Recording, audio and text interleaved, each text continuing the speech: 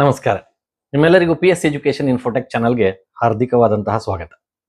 ಸ್ನೇಹಿತರೆ, ಈ ಇವತ್ತಿನ ಒಂದು ವಿಡಿಯೋದಲ್ಲಿ ನಾವು ಈ SIR ಕುರಿತು ಸರಣಿ ವಿಡಿಯೋಗಳ ಮಾಲಿಕೆಯಲ್ಲಿ ಇವತ್ತು ರೀವೆರಿಫೈ ಅಥವಾ ಅನ್ಮ್ಯಾಪಿಂಗ್ ಕುರಿತು ನಿಮ್ಮ ಮುಂದೆ ನಾನು ಪ್ರಸ್ತುತಪಡಿಸ್ತಾ ಇದ್ದೇನೆ. ಯಾವ ರೀತಿಯಾಗಿ BLO ಆ್ಯಪ್ನಲ್ಲಿ ಈಗಾಗಲೇ ನಾವು ಅಕಸ್ಮಾತ್ ಏನಾದರೂ ತಪ್ಪಾಗಿ ಮ್ಯಾಪಿಂಗ್ ಆಗಿದ್ದಿದ್ರೆ ಅಥವಾ ಅದನ್ನ ಅನ್ಮ್ಯಾಪಿಂಗ್ ಮಾಡೋದು ಅದನ್ನ ಎಡಿಟ್ ಮಾಡಬೇಕಾಗಿತ್ತು, ಬೇರೆ ಮ್ಯಾಪಿಂಗ್ ಜೊತೆ ಅದು ಸರಿಯಾದ ಮಾಹಿತಿ ಮ್ಯಾಪಿಂಗ್ ಆಗಿರಲ್ಲ, ಬೇರೆ ಮ್ಯಾಪಿಂಗ್ ಮಾಡಬೇಕಾಗಿದ್ರೆ ಅದನ್ನ ನಾವು ಈ ಒಂದು ಮಾಡ್ಯೂಲ್ ಬಳಸಿ ಅದನ್ನ ಯಾವ ರೀತಿ ಮಾಡಬಹುದು ಅನ್ನೋದನ್ನ ಈ ಒಂದು ವಿಡಿಯೋದ ಮೂಲಕ ನಾನು ನಿಮ್ಮ ಮುಂದೆ ಪ್ರಸ್ತುತಪಡಿಸ್ತಾ ಇದ್ದೇನೆ.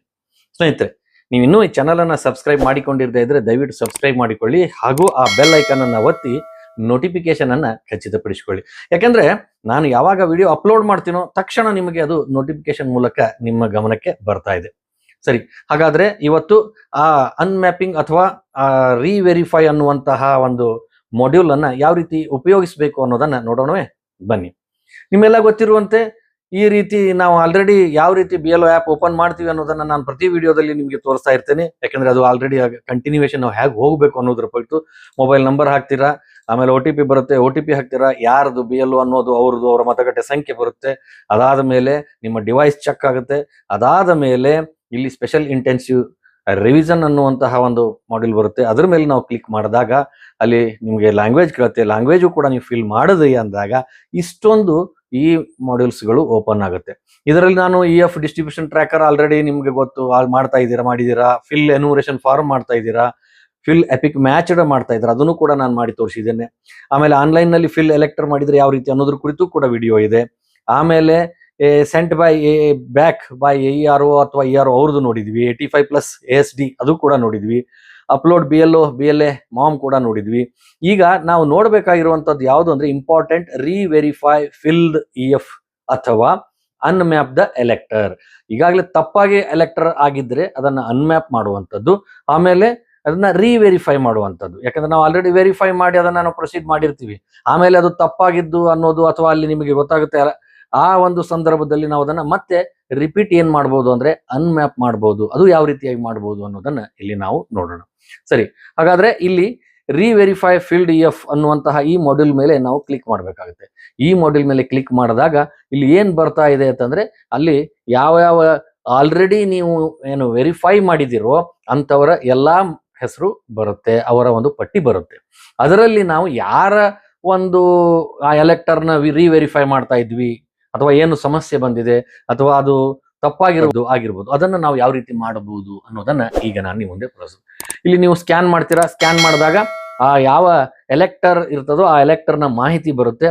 ಅದನ್ನ ನಾವು ಯಾವ ರೀತಿ ನೋಡ್ಬೋದು ಅಂದಾಗ ಎರಡು ಇಲ್ಲಿ ನೀವು ನೋಡಬಹುದು, ಒಂದು ವ್ಯೂ ಡೀಟೇಲ್ಸ್ ಅಂತ ಬರುತ್ತೆ, ಇನ್ನೊಂದು ಮಾರ್ಕ್ ಅನ್ಕಲೆಕ್ಟೇಬಲ್ ಅಂತ ಬರುತ್ತೆ. ಇವೆರಡೇ ಬರ್ತದೆ, ಯಾಕಂದ್ರೆ ನಾವು ರೀವೆರಿಫೈ ಮಾಡ್ತಾ ಇರೋದ್ರಿಂದ.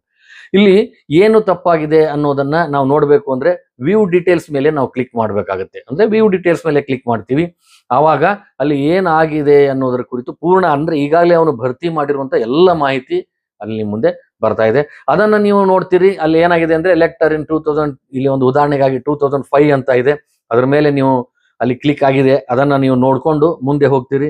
ಅಲ್ಲಿ ಏನು ತಪ್ಪಾಗಿದೆ, ಯಾವ್ದಾದ್ರು ಒಂದು ಮಿಸ್ಟೇಕ್ ಆಗಿರ್ಬೋದು, ಏಜ್ ಡಿಫ್ರೆನ್ಸ್ ಆಗಿರ್ಬೋದು, ಅಥವಾ ರಾಂಗ್ ವ್ಯಕ್ತಿಯ ಜೊತೆ ಅವರು ಏನಾಗಿರ್ಬೋದು ಅಂತಂದ್ರೆ ಮ್ಯಾಪಿಂಗ್ ಆಗಿರ್ಬೋದು, ಅದೆಲ್ಲವನ್ನ ನಾವು ಚೆಕ್ ಮಾಡಿ ಏನ್ ಮಾಡ್ಬೇಕಾಗುತ್ತೆ ಅಂದ್ರೆ ಇಲ್ಲಿ ಎಡಿಟ್ ಆರ್ ಅನ್ಮ್ಯಾಪ್ ಅನ್ನುವಂಥದ್ದು ಇಲ್ಲಿದೆ, ಇದ್ರ ಮೇಲೆ ನಾವು ಕ್ಲಿಕ್ ಮಾಡ್ಬೇಕಾಗುತ್ತೆ. ಆಗ ನಾವು ಇದನ್ನ ಎಡಿಟ್ ಮಾಡಬಹುದು, ಅಥವಾ ಇರುವಂತಹ ಆ ವ್ಯಕ್ತಿ ಅಥವಾ ಅದು ತಪ್ಪಾಗಿರುವಂತಹ ಮ್ಯಾಪಿಂಗ್ ಆಗಿರುವಂತದ್ದನ್ನ ನಾವು ಡಿಲೀಟ್ ಮಾಡಬಹುದು. ಅಂದಾಗ ಇಲ್ಲಿ ನೋಡಿ, ಎಡಿಟ್ ಅನ್ನುವಂತಹ ಆಪ್ಷನ್ ಮೇಲೆ ನಾವು ಕ್ಲಿಕ್ ಮಾಡಿದಾಗ ಈ ರೀತಿ ಮತ್ತೆ ಪೂರ್ಣ ಪ್ರಮಾಣದಲ್ಲಿ ಅಲ್ಲಿ ಏನ್ ಬರುತ್ತೆ ಅಂದ್ರೆ ಮಾಹಿತಿ ಬರುತ್ತೆ. ಇಲ್ಲಿ ನೋಡಿ, ಡಿಲೀಟ್ ಅಂಡ್ ಅಪ್ಡೇಟ್ ಎನ್ನುವಂತಹ ಮಾಹಿತಿ ಇಲ್ಲಿ ಸೆಲ್ಫ್ ಆಗಿರ್ಬೋದು, ಪ್ರೊಜನಿ ಆಗಿರ್ಬೋದು, ಇವು ಎರಡರಲ್ಲಿಯೂ ಕೂಡ ಕೆಲವೊಂದು ಬಾರಿ ಏನಾಗಿರುತ್ತೆ ಅಂದ್ರೆ ಒಂದೇ ಹೆಸರಿನವರು ತಂದೆ ಹೆಸರು ಮತ್ತು ಅವರ ಹೆಸರು ಒಂದೇ ಆಗಿರ್ಬೋದು. ಈ ವ್ಯಕ್ತಿನೇ ಬೇರೆ, ಆ ವ್ಯಕ್ತಿನೇ ಬೇರೆ.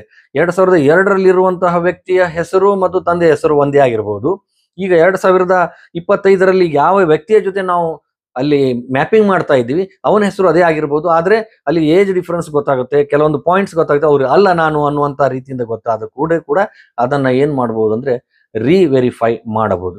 ಅದಕ್ಕೆ ಇಲ್ಲಿ ಅದು ವ್ಯಕ್ತಿನೇ ಬೇರೆ ಅಂತ ಅಂದಾಗ ಇಲ್ಲಿ ಡಿಲೀಟ್ ಅನ್ನುವಂತ ಬಟನ್ ಹೊಡೆದ್ರಿ ಅಂದ್ರೆ ಅನ್ಮ್ಯಾಪ್ ಆಗುತ್ತೆ. ಅಂದ್ರೆ ಆ ವ್ಯಕ್ತಿಯ ಜೊತೆ ಇವ್ರದ್ದು ಏನ್ ನೀವು ಮ್ಯಾಪ್ ಮಾಡಿರ್ತಾರೋ ಅದು ಹೋಗಿ ಬಿಡುತ್ತೆ.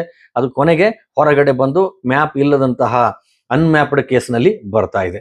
ಇನ್ನೇನಾದ್ರೂ ಮತ್ತೊಂದು ವ್ಯಕ್ತಿ ಇದಾರೆ, ಅವರಿಗೆ ಮ್ಯಾಪಿಂಗ್ ಮಾಡುವಲ್ಲಿ ಮಿಸ್ಟೇಕ್ ಆಗಿದೆ ಅಂದಾಗ ಅಪ್ಡೇಟ್ ಅನ್ನುವಂತಹ ಬಟನ್ ಅನ್ನ ನಾವು ಏನ್ ಮಾಡ್ಬೇಕಾಗುತ್ತೆ ಅಂದ್ರೆ ಇಲ್ಲಿ ಕ್ಲಿಕ್ ಮಾಡಬೇಕಾಗುತ್ತೆ.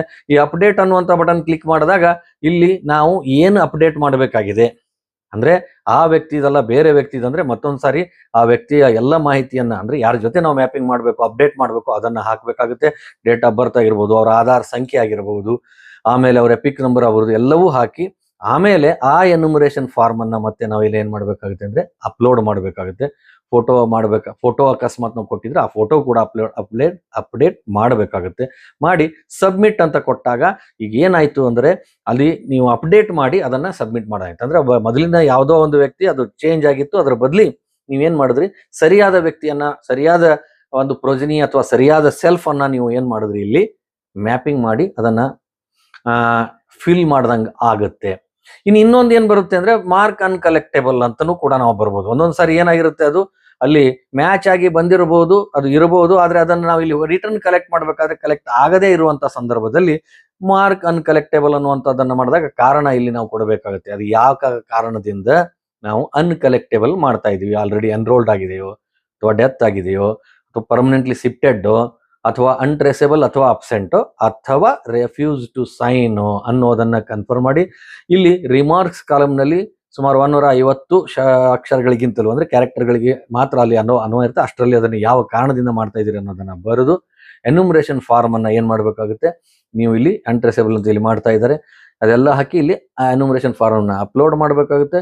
ಆಮೇಲೆ ಸಪೋರ್ಟಿವ್ ಡಾಕ್ಯುಮೆಂಟ್ ಏನಾದರೂ ಇದ್ರೆ ಆ ಡಾಕ್ಯುಮೆಂಟ್ ಅನ್ನ ಕೂಡ ಇಲ್ಲಿ ನಾವು ಅಪ್ಲೋಡ್ ಮಾಡಬೇಕಾದ್ರೆ ಸ್ಕ್ಯಾನ್ ಮಾಡಬೇಕಾಗುತ್ತೆ. ಸ್ಕ್ಯಾನ್ ಮಾಡಿ ಕೊನೆಗೆ ಸಬ್ಮಿಟ್ ಅನ್ನುವಂತ ಬಟನ್ ಅನ್ನ ನಾವು ಇಲ್ಲಿ ಪ್ರೆಸ್ ಮಾಡಿದಾಗ ಅದೇನಾಗುತ್ತೆ ಅಂದ್ರೆ ಹೋಗುತ್ತೆ. ಹೀಗೆ ಈ ರೀವೆರಿಫೈ ಅಥವಾ ಏನಾಗಿರುತ್ತೆ ಅಂದ್ರೆ ಅನ್ಮ್ಯಾಪಿಂಗ್ ಮಾಡುವಂತದ್ದು ಯಾವ ರೀತಿ ಅನ್ನೋದನ್ನ ನಿಮ್ಮ ಮುಂದೆ ನಾನು ಪ್ರಸ್ತುತಪಡಿಸಿದೆ. ಹೀಗೆ ಈ ವಿಡಿಯೋ ನಿಮಗೆ ಇಷ್ಟ ಆದಲ್ಲಿ ದಯವಿಟ್ಟು ಲೈಕ್ ಬಟನ್ ಅನ್ನ ಒತ್ತಿ ಹಾಗೂ ಆ ಬೆಲ್ ಐಕಾನ್ ಅನ್ನ ಒತ್ತಿ ನೋಟಿಫಿಕೇಶನ್ ಅನ್ನ ಖಚಿತಪಡಿಸಿಕೊಳ್ಳಿ. ನಮಸ್ಕಾರ.